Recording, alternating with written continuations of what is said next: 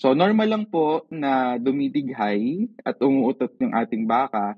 And unfortunately, yung gas na nilalabas niya in the form of methane is very harmful in terms of climate change, greenhouse gas emission. 'Di ba yung baka at kalabaw, medyo iba sila sa manok kasi yung kinakain nila ay damo. So para ma-utilize nila yung damo kasi mataas yung fiber content nun, meron silang mga mikrobyo dun sa digestive system nila para tumulong na i-digest yung highly fibrous part nung kinakain nila. And in this process po, ang byproduct nito ay mga gases. Sa tuwing nagbabasa kayo ng mga research papers, nagtataka din ba kayo kung paano ito naisipan gawin ng mga researchers? Paano nila na-transform ang idea nila para maging isang actual na research project? Saan sila kumuha ng funding para magawa to? Paano nila nalaman na ang results nila ay pwede na nilang ipasa for publication? Dito, sa Behind the Science podcast, ay kakausapin natin ang ating mga Pinoy scientists para ibahagi hindi lang ang mga resulta ng kanilang pag-aaral, kundi pati na rin ang mga behind the scenes or behind the science stories nito. Simula sa kung paano nila ito naisipan gawin hanggang sa na-publish na nila ito. So this podcast is in partnership with the UP Resilience Institute, the Philippine Agricultural Scientist, the Philippine Journal of Fisheries, and SciEngJ. So ang UP Resilience Institute ay long-time partners na namin dito sa podcast. Nung nagsisimula pa lang kami, nandyan na sila para tumulong sa amin. At para lang sa kaalaman ng lahat, ako ngayon ay isang UPRI Research Fellow. The Philippine Agricultural Scientist is the first international journal in the Philippines and Southeast Asia in the field of agriculture. It is published by the University of the Philippines, Los Baños, College of Agriculture and Food Science. It publishes articles in the fields of tropical agricultural science and related areas including environmental science, food science, engineering, biotechnology, economics, rural sociology, development communication, agroforestry and silviculture, and marine and fishery science. The Philippine Journal of Fisheries is the official publication of the Department of Agriculture, National Fisheries Research and Development Institute. It covers all aspects of fisheries, both in basic and applied sciences, as well as related fields of studies such as capture fisheries, aquaculture, post-harvest technology, marketing and industry, ecology, oceanography, conservation, biotechnology, food safety, socioeconomics, and systematics in freshwater, estuarine, marine, and other identifiable water habitats. SciEngJ, formerly known as the Philippine Science Letters, is the official journal of the Philippine American Academy of Science and Engineering. It covers studies in the natural, physical, mathematical, computational, and social sciences, including those related to agriculture, health, engineering, environment, education, and technology. So kung may paper kayong gustong i-publish at pasok ito sa scope ng mga journals na ito, please consider submitting to one of them. At syempre, importante, take note na hindi kayo pwede mag-submit ng sabay-sabay sa 3 journals na ito. Kasi bawal yon. Dapat sa isang journal muna kayo mag-submit. At ang mga journals na to ay index na rin sa Web of Science, Scopus, ASEAN Citation Index, and sa Imago Journal Ranking. Kaya masisiguro nyo dito ang mataas na standard at mabusisi na review process para masiguro ang high quality papers na pinapublish. So if you're interested in publishing your research in one of these journals, check nyo ang guidelines at ang links ay nasa description. Magandang araw mga kapwa-scientista at welcome sa isa na namang episode ng Behind the Science podcast. Our guest is an assistant professor at the Institute of Animal Science, University of the Philippines, Los Baños. He earned both his Master of Science in Animal Science and his Bachelor of Science in Agriculture, graduating magna cum laude from UPLB. He is also the Deputy Director of the Institute of Animal Science and he oversees the academic and curricular affairs at the Institute. Since 2014, he's been actively engaged in teaching, research, and extension. His research focuses on forage and feeding systems, forage conservation, farm animal production modeling, and livestock enteric fermentation emissions. So without further ado, let's all welcome Mr. Christian Luwalhati. Good day po sa ating lahat nakikinig and nag-review po sa ating podcast.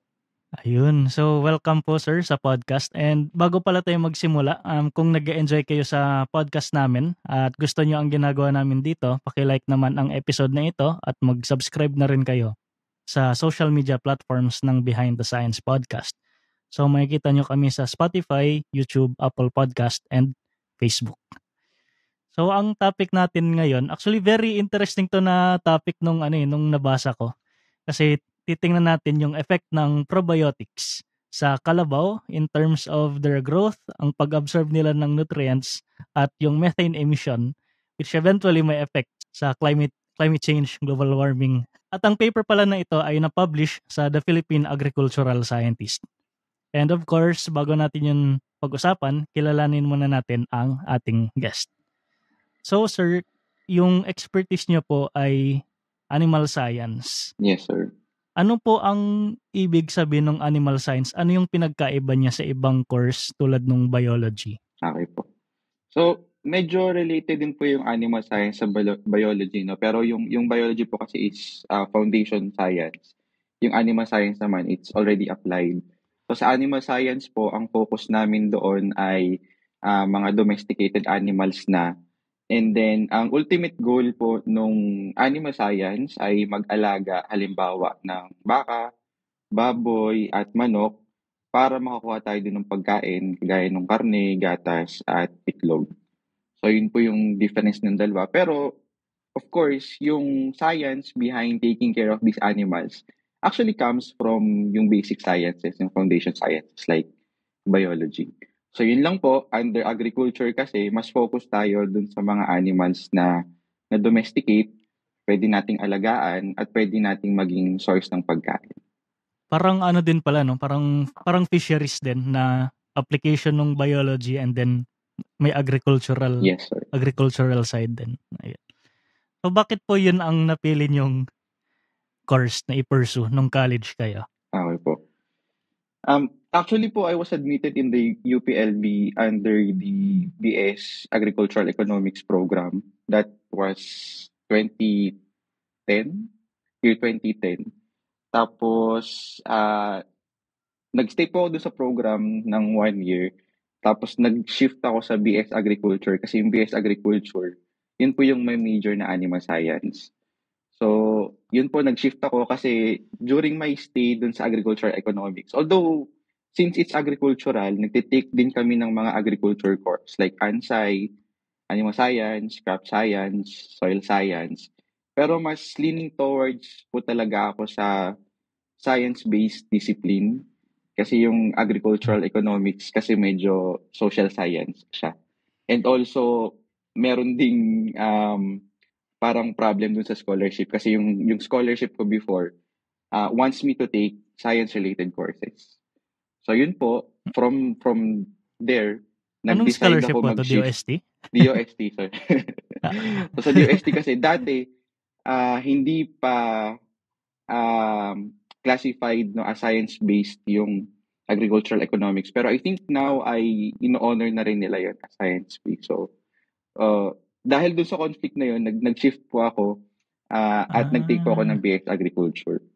Same lang din naman po kasi usually yung course ng BS Ag-Eco at BS Agriculture sa first year. So, hindi ako nahirapang mag-shift. And from there, pinili ko po as major yung animal science. Kasi under agriculture, marami siyang mga major eh. So, pwede kang mag-take ng crop science, soil science, extension, crop protection, yung weed science, entomology. But I chose animal science kasi parang mas inclined ako mag-alaga ng mga hayop na ito. Kasi nakikita ko siya sa backyard eh. I grew up from a rural area sa Laguna. So, medyo familiar na rin ako doon somehow. So, yun po yung napili ko. Animal Science under College of Agriculture. Curious po ako dun sa sinabi nyo na DOST scholar kayo, tapos yung unang year nyo, yung kurso nyo, hindi pala siya pasok dun sa requirements ng DOST scholarship. Paano po nakalusot yun sa sa first year nyo na yun ang nakuha nyo? Yes, sir. Kasi una kong pumasa sa UPCAT. So, yun yung degree program ko talaga, Agricultural Economics. Tapos, nung, halimbawa, I think or 3 months after, saka lumabas yung result ng DOST. So, hindi ko alam na dapat pala enrolled ka sa science-based degree program to get the scholarship. Wala akong Ah. notion nung high school. So, nung orientation po, doon ko nalaman sa DOST na hindi pala classified na science-based ang agricultural economics. So, doon, nag-decide ako na mag-defer 1 year. Wala akong scholarship ng 1 year nung first year. And then sabi ko, mukhang kailangan kong maghanap ng scholarship kasi mahirap yung stipend kapag malayo ka sa family, no? Kasi yung house namin is 1 or 2 hours away from the campus. So I have to pay for my dormitory fees, tapos yung gastos pa everyday. So I really have to secure a scholarship.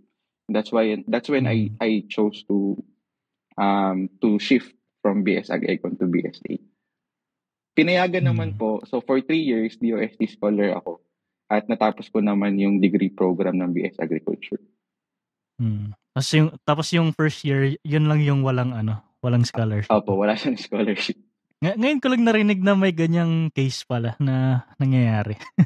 Tapos pagka-graduate nyo po nung college, nag-masters kayo agad or nagtrabaho muna kayo outside university? Ano pong nangyari? Okay po. So pagka-graduate ko po nung college, very fortunate na yung institute namin ay naghahanap ng faculty. May na-vacate na position. So merong 2 positions doon. Nag-apply ako. In-encourage po ako nung advisor ko sa ng institute director. So I applied.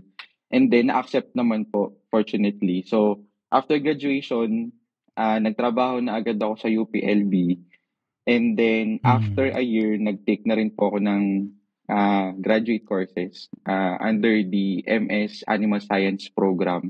Kasi alam niyo naman po sa academe, para magkaroon ng progression, you have to take postgraduate degrees, MS and PhD.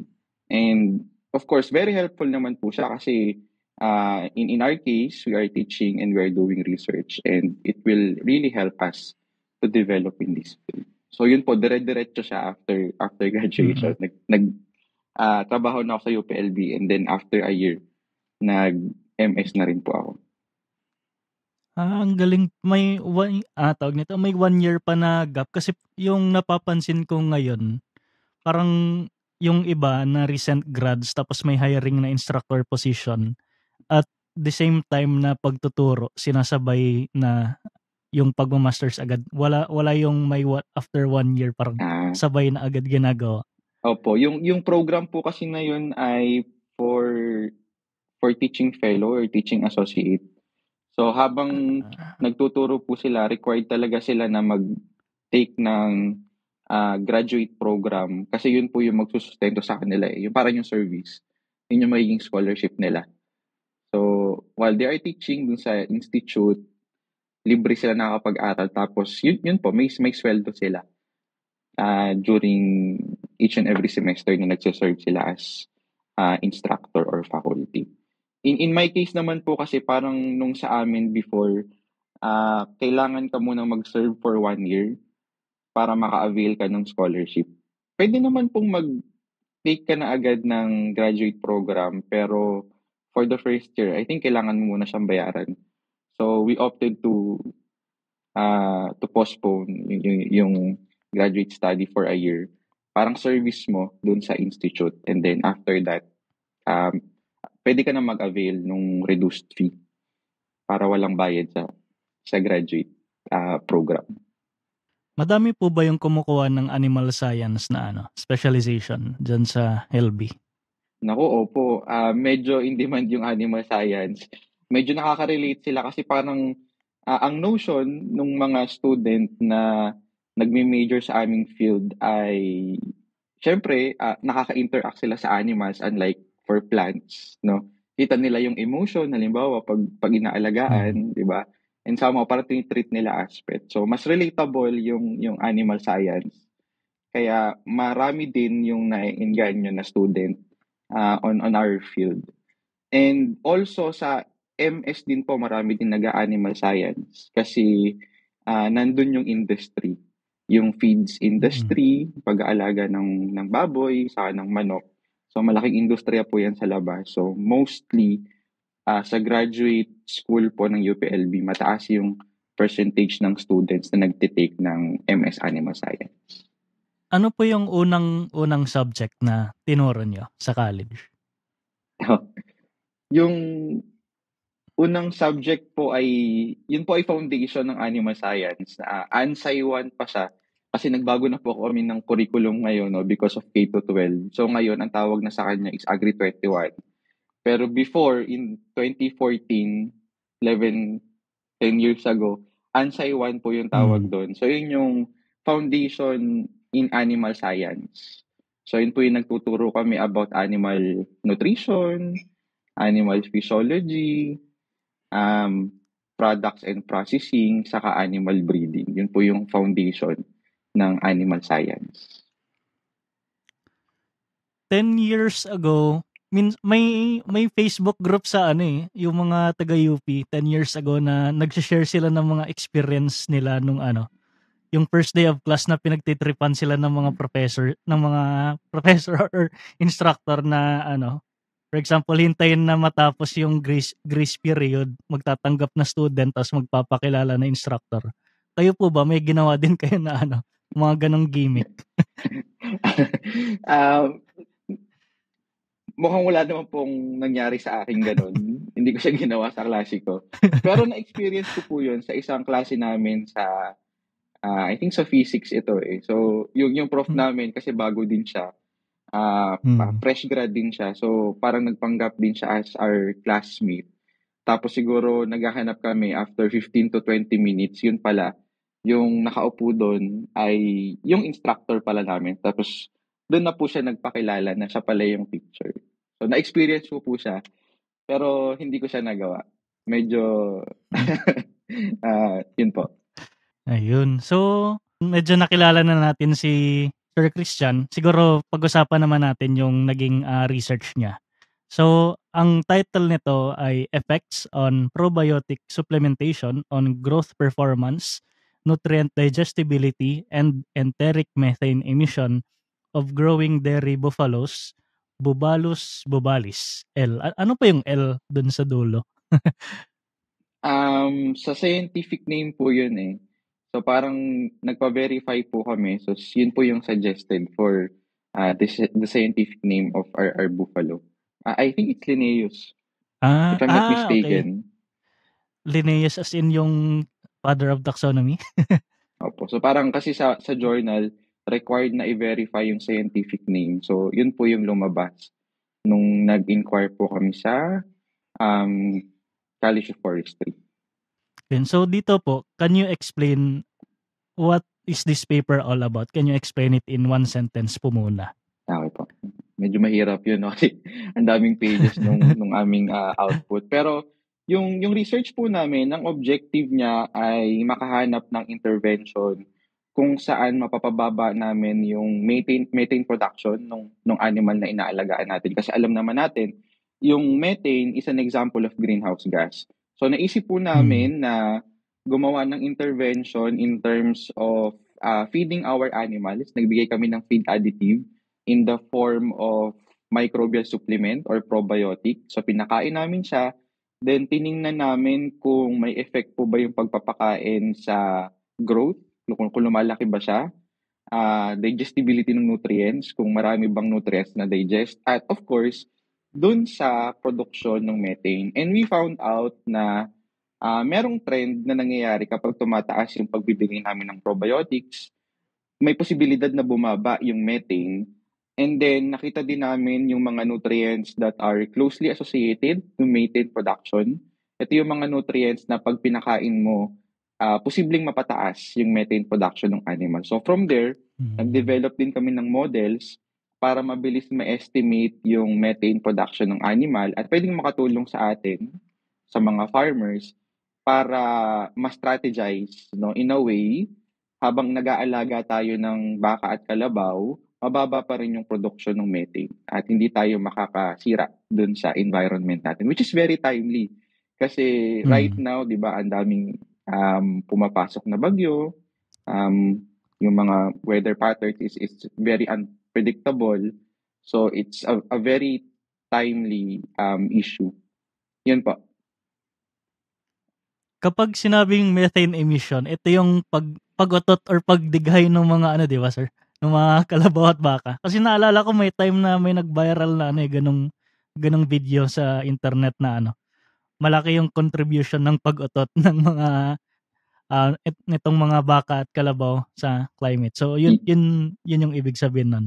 Yes, sir. Kasi normal naman na napoproduce yung methane, no? Kasi yung animal natin, di ba, yung baka at kalabaw, medyo iba sila sa manok. Kasi yung kinakain nila ay halaman, di ba? Damo, pinapakain na sila ng damo. So, para ma-utilize nila yung damo, kasi mataas yung fiber content nun, meron silang mga mikrobyo dun sa digestive system nila para tumulong na i-digest yung highly fibrous part nung kinakain nila. And in this process po, ang byproduct nito ay mga gases. Like for example, carbon dioxide, meron din yan, saka methane. Normally, napoproduce po siya doon sa digestive system, pero kailangan siyang ilabas kasi pag dumami ng dumami yung gas sa loob, magre-resulta yun sa bloat. So yung, di ba yung parang bloated tayo, ganun din. So para siyang, yung digestive system ng animal, para siyang balloon. Diba? So habang kumakain siya at nagda-digest siya ng damo, may byproduct na gas na lumalabas from digestion at kailangan siyang ilabas kasi kapag nag-contain siya dun sa loob, merong mga problema na mangyayari. So normal lang po na dumidighay at umuutot yung ating baka, and unfortunately, yung gas na nilalabas niya in the form of methane is very harmful in terms of climate change, greenhouse gas emission. Kasi, yun nga po, it traps heat in the atmosphere, in our planet, and it causes disturbances sa weather.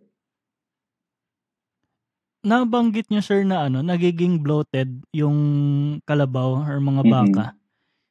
Minsan may napapanood ako sa Facebook na ano, ayun nga, bloated sila tapos tinutusok ng something. Tapos parang balloon na nade-deflate. Totoo yung mga ganun. Yun yung sir. methane na sinasabi niyo.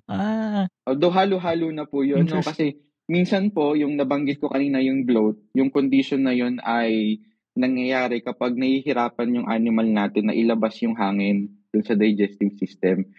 So normally naman nare-release nila yon pag dumidighay, pero minsan may problema, metabolic problem. So ang ginagawa po, tinutusok yon. Yung tiyan nila tinutusok. Okay, ang gamit po natin doon ay trocar. Tapos may butas yon yung equipment. So pag tinanggal nyo po yung pointed part ng equipment, may butas siya, doon nalalabas yung hangin para ma-release yung bloat. Kasi po kapag hindi natin tinreat yon, bloat is fatal. I-displace kasi nung digestive system yung ibang organs sa loob, halimbawa yung lungs and then yung heart. So may pressure doon. So posibleng mag-lead sa mortality. So ayaw po natin yon. That's why we have to treat it. Paano po kayo napunta sa ganitong field of research? So out of all the animals na pwede nyong i-research, bakit kayo napunta dito sa kalabaw? Okay. Kasi po dun sa organizational structure namin sa institute, no, napakaganda kasi very focused po nung mga groups namin. So halimbawa po, ako ay under the Animal Production Division. So sa Animal Production Division, hati-hati po kami ng commodity. So kung ang pag-aaralan mo ba ay manok, kung pag-aaralan mo ba ay kalabaw at baka, or kung ang pag-aaralan mo ba ay baboy. So ako po, ang commodity ko po ay kalabaw at baka. Yun po yung pinag-aralan ko nung MS ko, MS Animal Science. Yun din yung naging thesis ko. So dito na po ako nalinya sa research na ito, na ruminant nutrition po, specifically yung field ko. And dito naman po sa recent publication namin, yung banggitin ko na po na yung start nung research, natap kami ng UPLB-FI at DA Region 4B. Kasi meron silang program, title po is Developing Technological and Science-Based Solutions for Strengthening Amaya Village in the Philippines. So yung program po ng DA gusto nila magbigay ng parang intervention or in a way parang solution dun sa tamang pag-aalaga halimbawa ng crops, ng animals para maging climate resilient yung mga farming communities natin. So yung AMAYA, ibig sabihin po nun is Adaptation and Mitigation Initiatives in Agriculture. So ang gusto nilang gawin, halimbawa doon sa mga farming communities na to, sige, ipagpatuloy nyo ang pagtanim ng palay, ipagpatuloy nyo ang pag-aalaga ng baka, kalabaw, kambing, ng manok at baboy, pero sana i-consider din natin yung impact nun sa environment. Kasi nga, from our study, di ba mataas naman yung contribution ng agriculture sa greenhouse gas. So yun po yung objective, paano mapapataas yung production halimbawa ng gatas or ng karne no, or ng itlog without compromising the environmental safety dun sa community. So dun po natap kami doon and then we started to build this research project. Diyan pala sir, curious din ako.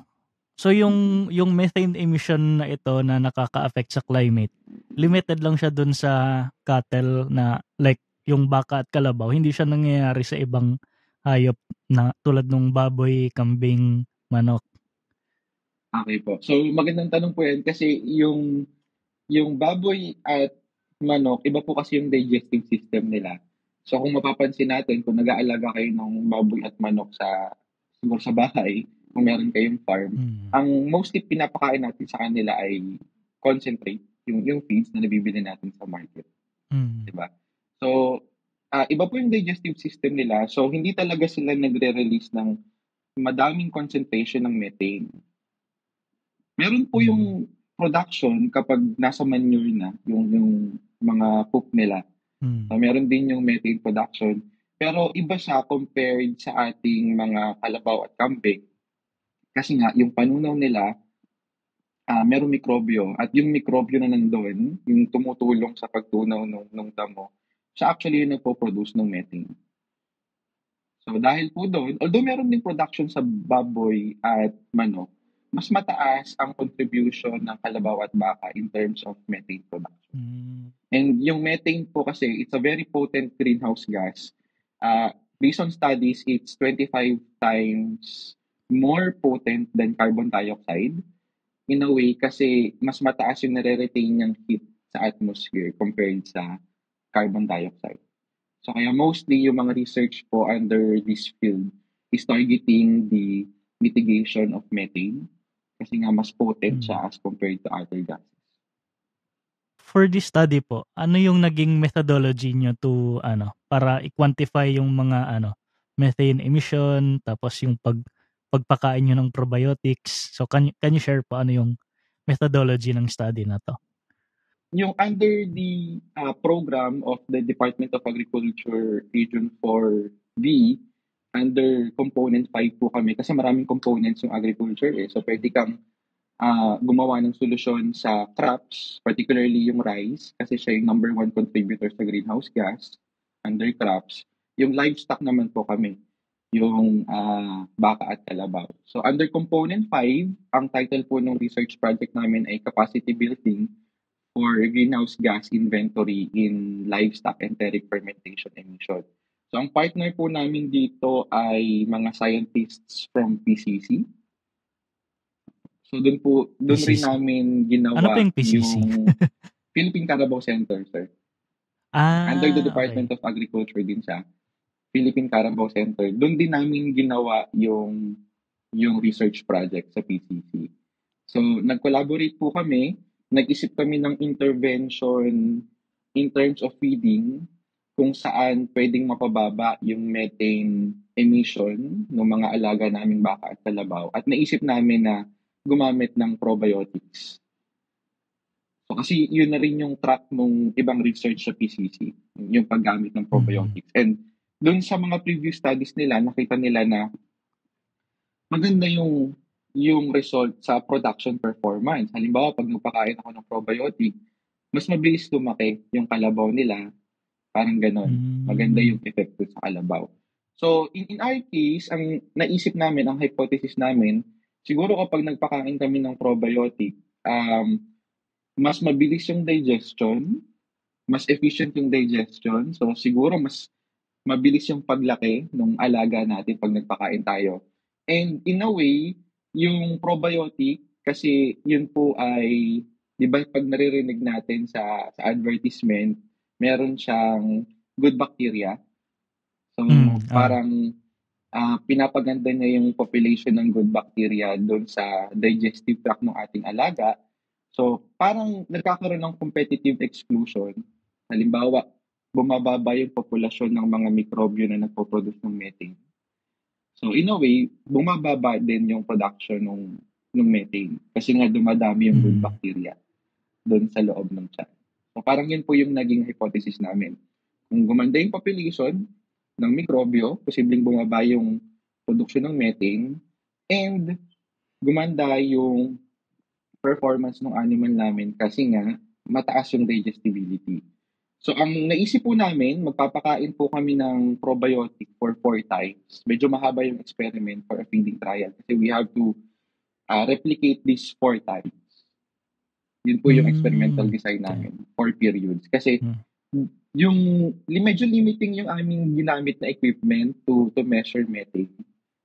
It came from Vietnam, and then meron din kaming mga partners from SIAT, International Center for Tropical Agriculture, na nagturo sa amin kung paano gamitin yung equipment. So isa lang siya. Naging limitation namin yun. So kailangan naming gumamit lang ng 4 na animal. So yung 4 na animals na Okey. yon, may binuo kaming polytunnel. Para siyang tent. Opo, para siyang tent Hmm. para ma-contain yung gas production nila. So, hopefully nabi-visualize niyo po, So, 'no? Kasi 4 na kalabaw may tig-isa-isa silang tent tapos yes, dun sir. mini-measure. Opo, parang Interesting. Okey. chamber. Kasi gusto naming for 4 hours, gusto naming manatili doon yung lahat ng gas na pino-produce nila para ma-quantify namin yung methane concentration doon. Hmm. Opo. So, 4 lang yung animals namin, isa lang yung device. So, from time to time, umiikot lang yung device dun sa 4 na tent. So, para at least Okey. mas maganda yung findings namin, we have to do this 4 times. So, meron tayong 4 periods na nagpakain kami ng probiotic, tapos yung last phase, nag-collect kami ng gases from those polytunnels. So, yun po yung Hmm. naging methodology namin para ma-quantify yung methane. Kinukulong namin yung gas, kinukulong din namin yung animal, tapos tinitingnan namin yung concentration sa loob. Mm. Ay, speaking of probiotics pala, may naging previous episode din kami dito for anyone interested, i-check nyo na lang. Um, yung episode namin with Dr. Jason Braga, so ang pinag-usapan namin doon ay ang effect ng probiotics sa brain function ng tao. So, basically, what you eat is what you are. Tapos, yung may epekto yung kinakain natin dun sa mental health. Para basically dun napunta yung usapan namin sa episode na yun. So nakalimutan ko yung episode number, hanapin niyo na lang. Episode ni Dr. Jason Braga. So going back dito sa pinag-uusapan natin ngayon, curious po ko dun sir kasi sabi niyo apat apat yung kalabaw tapos 4 times niyo ni-repeat yung experiment. So yung apat na yun na kalabaw, enough na siya to argue na na enough na siya to argue dun sa results niyo na may ganitong improvement nga. Hindi niyo na kailangan ng dagdag pa na dagdag pa ng kalabaw para pag-eksperimentuhan. Actually po sa STAT, 'di ba, kung mas marami tayong experimental units, mas strong yung Hmm. lalabas na conclusion natin kasi mas marami tayong ina-account na variability. So ito po ay hinango namin sa ibang studies, yung nagturo sa amin from SIAT, yung International Center for Tropical Agriculture. So gumamit din sila ng 4 na baka tapos piniikot lang nila for 4 Hmm. rounds. So parang nagkaroon sila ng 16 na replication doon. And then, yun yung ginamit nila to develop models and to verify the potency of their interventions. But in our case naman po kasi, unfortunately, no, yung dun sa conclusion namin, hindi significant yung naging trend ng reduction. Pero nandun siya, may numerical Mm. decrease kapag tinaasan namin yung level ng probiotic. Kasi meron po kaming 3 treatments doon. This is an example of a dose-response trial kung saan tumataas yung dosage ng probiotic na pinapakain namin. And nakita namin dun sa experiment namin na, yun nga, pag tinaasan namin one step, one step, yung inclusion rate ng probiotic, bumababa din yung methane emission. Pero numerically lang po. Hindi siya Mm. na-prove ng statistics. So siguro yun din yung suggestion namin, if ever, kung pwedeng gumamit pa ng mas maraming number of animals para tumaas Mm. yung strength ng study, mas maganda. Kasi nandun na siya eh. Medyo promising yung result in that way. Although hindi siya na-verify statistically. Oo. Paano nyo pala sir, ay, di ba kanina sabi nyo po, ginawa yung study dun sa Philippine Carabao Center. So, Yes, sir. yung PCC, may kalabaw talaga na parang herd ng kalabaw doon na yun yung pinag-experimentohan nyo lahat. Yes, sir. Kasi ang dami nilang kalabaw, parang 300 to 400 heads yung kalabaw. So ito ay kinonduct sa Nueva Ecija. Yun po yung PCC headquarter. So doon po nakabase yung gene pool. Meron silang experimental animal doon. So pumili kami from that number, no, that group of animals na 4 lang para dun sa experiment namin. And then dun din na po namin siya kinonduct kasi meron silang mga pens doon for trials. So, individually caged naman sila, hiwa-hiwalay sila. Paano po pala yun? Kung lahat kayo pinag-experimentohan yung mga karabaw na yun, paano nyo po masasabi na ay yung experiment nung previous scientist, hindi ito nakaka-apekto sa current natin na experiment? Paano nyo po yun nagagawa? So, hindi naman po siya sabay-sabay. So, nung nag-experiment kami lang yon nung yung nakaschedule dun sa pen. Pero minsan po kapag halimbawa same animal yung ginamit namin, nag-schedule po kami ng adaptation phase. So yung adaptation ng animal parang 14 days, 2 weeks para halimbawa mag-adapt siya dun sa new diet or mag-adapt siya dun sa new intervention at para mawala yung effect ng previous experiment. So parang ganun. Parang may downtime period po ba? Para at least hindi mag-overlap yung effect ng ibang experiments na ginagawa dun sa animal. So, lagi naman po namin ginagawa yun on our studies, no, para at least walang commingling effect. Gano'n po pala kadami yung yung ano bang term doon? Volume, concentration ng probiotics? Kasi binasa ko may 4 kayo na treatment. Isa yung control tapos may increase doon sa dami ng probiotics. So, mababa lang naman po siya, ml. Parang ang base namin ay 5. Actually, ang recommended dose is 10 ml. Tapos, decrease lang kami ng 5. Kaya so naging 5 yung isang treatment and then nag-increase kami ng 5. Kaya yung isa naging 15.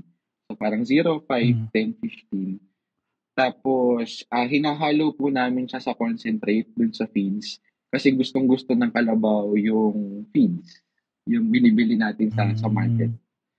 Mas enticing sa kanila yung mas palatable. So, doon namin hinahalo para ma-make sure na makain din nila yung probiotics. Curious pala ako dun, sir, bakit ganun yung increments? Hindi nyo siya parang tinodo na 10, 50, tapos 100 para makita nyo talaga yung parang exaggerated na result or something. Opo, kasi yung additive kasi siguro somehow, baka maging costly din, sir, kasi tinitingnan din namin yung economics. Baka Ah, mahirapan din mag-apply yung mga farmer kung halimbawa ginamit nila ito.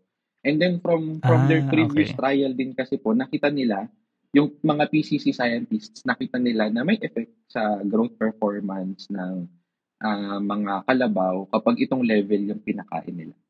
So, meron Ah, namang kaming pinanggalingan dun sa dosage. So, yun po yung in-implement namin dun sa study namin na ito, yung 10 ml. So, nag-deviate lang po kami -5 and then +10, +5. Baka may improvement pa kapag mm, tinaasan namin.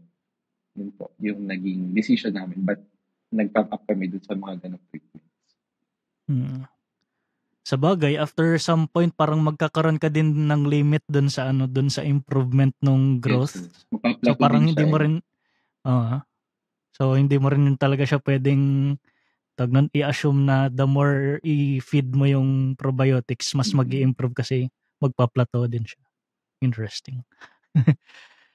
Ayun, so siguro recap ko lang yung napag-usapan namin ni Sir Christian. So yung naging research niyo po ay basically yung goal ay pababain yung methane emission nung mga kalabaw para, magkaroon din tayo ng para in a way ma-minimize din yung effect nung agriculture dun sa, climate change. At yung naging method niyo ay pakainin yung mga kalabaw ng probiotics. And then ayun nga, dun sa treatments niyo nakita niyo na may decrease dun sa methane emission, pero statistically hindi siya significant. Pero it does not mean na walang effect kasi kita kita mo pa rin yung trend na yun. And siguro emphasize ko lang din na ano, ang interesting din ng pine-present ni Sir kasi in a way pinapakita nila na yung statistics kailangan maging maingat ka din sa ano, pag-interpret. Hindi siya parang black and white na, ay statistically hindi siya significant so walang silbi yung ginagawa natin. Hindi siya gano'n. Kailangan mo din i-analyze or i-question yung statistic. Ayun, so I guess madami na kaming napag-usapan ni Sir dun sa research niya. Siguro discuss naman natin yung more on behind the scenes. So Sir, dito nabanggit niyo yung study na 'to, under siya nung isang malaking program or research project. Magkano po yung ano, yung funding na kinailangan to do this study at saan siya saan siya ginagasto mostly? Ah, yung naging budget po namin dito sa research namin, dun sa project lang po namin, hindi ko alam dun sa ibang component 'no, kasi may iba pong, project leader dun sa ibang component. So, in our case, sa livestock po, parang approximately 700 to 800,000 yung naging Ah, yung naging, fund namin. It's a short experiment somehow, as maybe if you're going to compare it to the others kasi mga half a year lang yung, naging experiment namin. Ninulit lang namin yung trial for 4 periods. So, basically yung cost ay nanggaling sa pagpapakain nung animal. Kasi po sa hmm. pagpapakain mostly, sobrang mahal ng feeds. So yun po, bibili ng feeds, yung pag-aalaga dun sa animal, tapos yung caretaker, babayaran din namin yon. So, dun po mostly yung bulk nung expenses sa pagpapakain at dun sa manpower. Kasi dun, siguro one third din ng expense ay ginamit namin for laboratory analysis kasi ang dami naming inanalyze na sample. So, nagkolekta kami ng pakain, yung feeds, nagkolekta kami ng damo, nagkolekta din kami ng pupo ng animal kasi gusto naming Ah. i-test yung digestibility. So, kung gaano karami yung nutrient na nandun sa pupo, dapat ma-compare namin dun sa dami ng nutrient na kinain nila from the feeds, yung concentrate at saka yung damo. So yun po, mostly doon napunta yung mga na-request namin na fund. So dito po sa study niyo, ano yung mako-consider niyo na good and bad experiences in doing the study? dun muna sa good experience, no? Kasi yung yung location po ng experiment, it's far away from UPLB. So, I guess for 4 times naka-travel ako for free, no? To Central Mm. Luzon, to experience what's in there. Naging break din po siya dun sa monotony of teaching. Kasi parang every month meron tayong travel. Tapos, doon kami nagko-conduct ng experiment. So, yun po siguro yung naging maganda dito sa experiment na to. Also, pag pumupunta kami doon sa PCC sa San Ecija, I'm always looking forward to what I'm going to eat there. Kasi masasarap yung Ah. pagkain doon. Yung papaitan, ang dami kasi doon kambing, yung kalderetang kambing, no? Nilook forward ko talaga siya. Also, yung good experience ko is yung opportunity to work with foreign scientists. Kasi nabigyan kami ng workshop nung research project. Tinuruan kami kung paano gumamit ng equipment na mag-estimate, magme-measure ng methane. So yun po, nakabuild kami ng collaboration with them. At one point, gusto nga nilang i-present yung preliminary result ng experiment sa isang scientific convention. So it's a very good opportunity for us to connect with other foreign scientists. Yung ugly experience siguro, since dun sa aming protocol, kailangan naming magstay dun sa farm for 24 hours. Kasi 24-hour monitoring siya, sir. So, pupunta kami doon ng 7 a.m., 6 or 7 a.m. Ipiprepare namin yung gamit for like 1 or 2 hours. Yung equipment, we have to make sure that it's working. Yung pakain sa animal, dapat nandun na siya. Kasi kapag hindi siya na-prepare, baka may impact yun pag nagutom yung animal, di ba? Yung mga confounding effects. So, dapat lahat ng inputs nandun na. We have to prepare it 1 or 2 hours in advance. And then we have to stay there for 24 hours. So, yung team po namin, we are composed of 5 or 6 members. Yung iba kasi tumutulong we are getting help from some of the divisions from the PCC. They are helping us. So, dinivide po namin yung group into 3 sessions. So, meron kaming pupunta doon for 8 a.m. to 12 p.m. Ganun. Tapos, naka-rotation na kayo. Opo, naka-rotation na kami. 8 a.m. to 8 p.m. 8 p.m. to, para ma-divide yung 24 sa 3. Mahirap na. So, divide namin yun. Parang per period kami pupunta doon. So, ako po, pumupunta ako doon ng 2 periods. Andun ako ng 7 a.m. hanggang 12 or 1 a.m. midnight. Medyo mahirap kasi ang sakit sa likod. Yung time of measurement kasi, siguro for 1 hour, magme-measure kami for 40 minutes or 45 minutes. So, meron lang kaming break na 15 minutes every period. Kasi dapat meron kaming 24 data points for 24 hours. So, that makes it difficult, that makes it exhausting kasi medyo matrabaho talaga during collection period. Medyo matagal yung measurement. And then, kailangan mo din buksan yung polytunnel kasi kailangan mong i-release yung gas, yung naipon na gas per period. So, halimbawa, ang measurement ko is 11 to 12, kailangan kong i-release yun para wala siyang effect dun sa measurement ng 12 to 1. So, bubuksan namin yon tapos sisingaw sa amin yung amoy ng jebs, ng ihi. Although sanay naman na kami doon kasi nag-aalaga na kami ng baka at kambing at kalabaw sa farm. Pero iba talaga yung amoy kapag nakulog siya. Dumidikit siya sa namin, sa damit namin. So pag uwi namin ng hotel, pag uwi namin dun sa quarter, amoy talagang pupo at ihi ng kalabaw yung damit namin.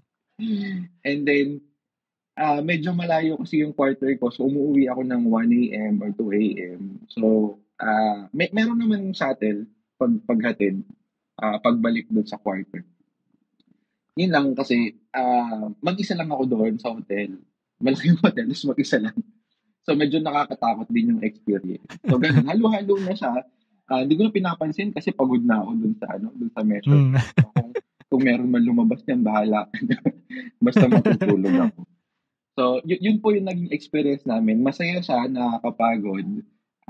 Very new for us kasi first time ko rin yun na ma-involve sa ganitong methodology and approach ng estimation ng greenhouse. May PPE po kayo na suot, like nagla-lab gown kayo or normal lang na damit yung sinusuot niya to do all these measurements? Lab gown, sir, kasi medyo mainit sa Central Luzon eh. So, dapat presko kami dun sa labas. Tapos, pwede siyang tanggalin pagdating mo sa quarter para presko ka na pag magpapahinga ka na. Naman po kami. Naka-lab gown naman po kami. Saka naka-farm attire din, minsan. Yung study po na to, ito na rin yung naging master's thesis nyo or iba pa yung ginawa nyo? Iba siya, sir, kasi yung master's thesis ko, ang focus ko noon ay lactating goats. Yung dairy goats po ang aking naging alaga noon sa master's thesis ko. So after graduation po, parang 1 or 2 years, dito po ako natap sa research program na ito. So, yun. Doon na po kami sa large ruminant na po. So yung goats, pinakain niya din ng probiotics para dumami yung milk or ibang additive naman po siya. So feed additive din po ulit yung mga dinadagdag namin sa pakain. Tapos tinitingnan po namin yung performance nila in terms of milk production, kung mataas ba yung na-produce na gatas, tumaas ba yung timbang. Ganun din po yung protocol namin. Tinitingnan namin yung performance. Kasi yun naman po yung gusto natin sa mga alaga nating hayop, mabigay sila sa atin ng gatas, ng karne, saka lumaki sila ng mabilis. Ayun. So, dito po sa study nyo, at what point did you realize na pwede nyo na siyang ipasa for publication? Okay. So, habang ina-analyze po namin yung data na nakuha namin sa research project, yun po nabanggit ko na rin kanina, nakakita po kami ng promising trend.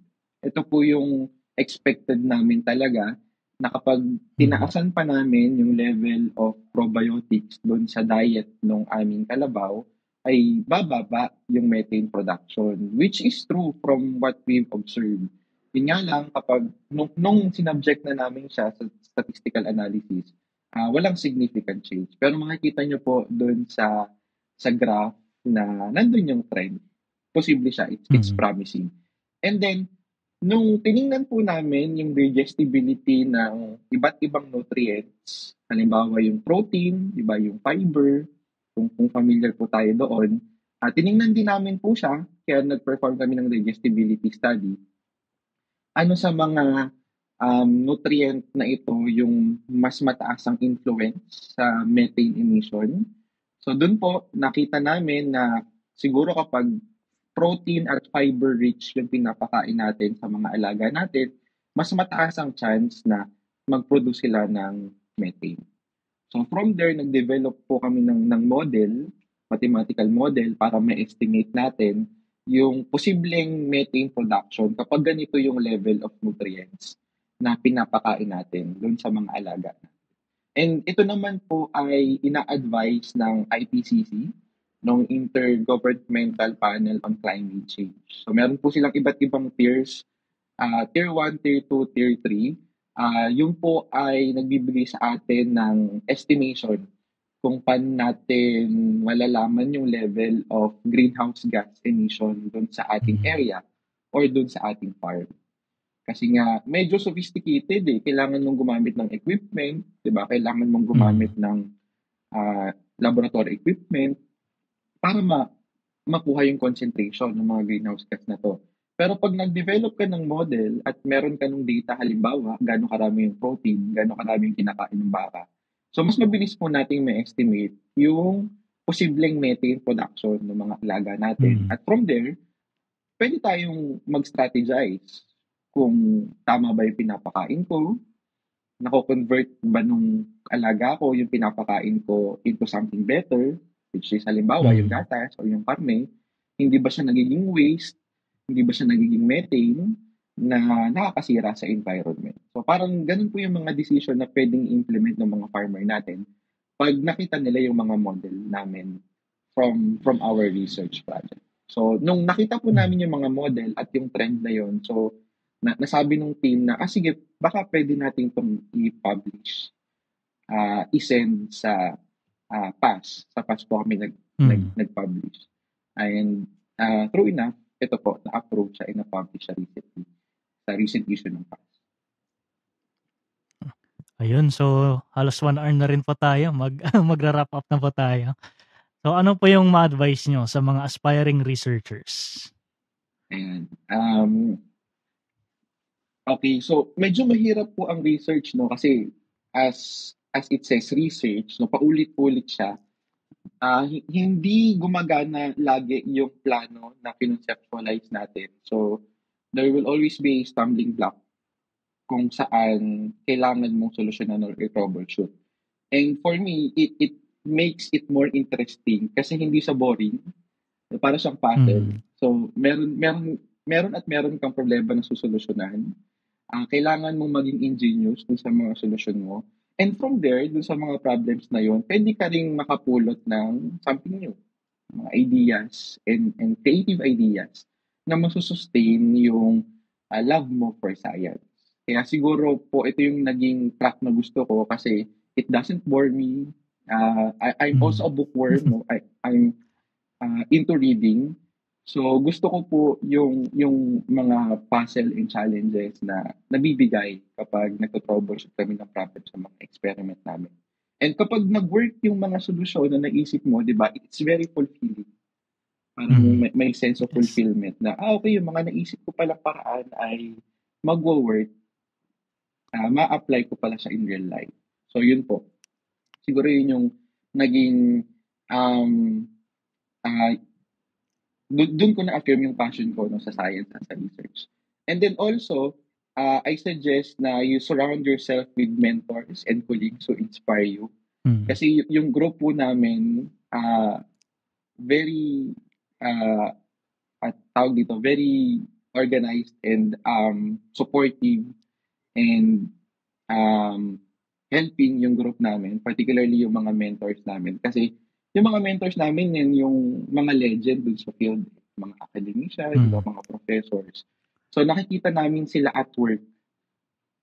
Halimbawa sa research conceptualization, fund sourcing, tapos yung discussion and presentation. So nakikita namin sila on the ground and pwede namin siyang i-emulate kapag nandun na kami dun sa succession na yun. So I suggest for aspiring researcher, kailangan po nating mag-form ng group kung saan ma-affirm natin yung kagustuhan natin for science and yung mag-i-inspire sa atin para maging scientist. Ayun. And last question po, do you have anything to promote? Wala naman po so far. Wala akong podcast. And ganito po. So, yun. Papalo ko na lang si sir. Kung may gusto pong makipag-collaborate sa inyo, paano po nila kayo i-contact? Okay. Meron naman pong email na pwede na lang po doon makipag-communicate if ever. And then available naman po siya sa page namin sa Institute of Animal Science, College of Agriculture and Food Science, UPLD. So nandun naman po yung directory, yung email ng mga faculty and researchers sa institute po namin. So pwede kayong mag-visit dun sa amin. Ayun, so hanggang dito na lang muna tayo. Maraming salamat po, Sir Christian, sa pagpapaunlak ng aming imbitasyon. Ayun, at maraming salamat sa lahat ng nakinig at nanood. See you everyone next week. Madaming pa tayong pag-uusapan na research na ginagawa ng ating mga Pinoy scientists.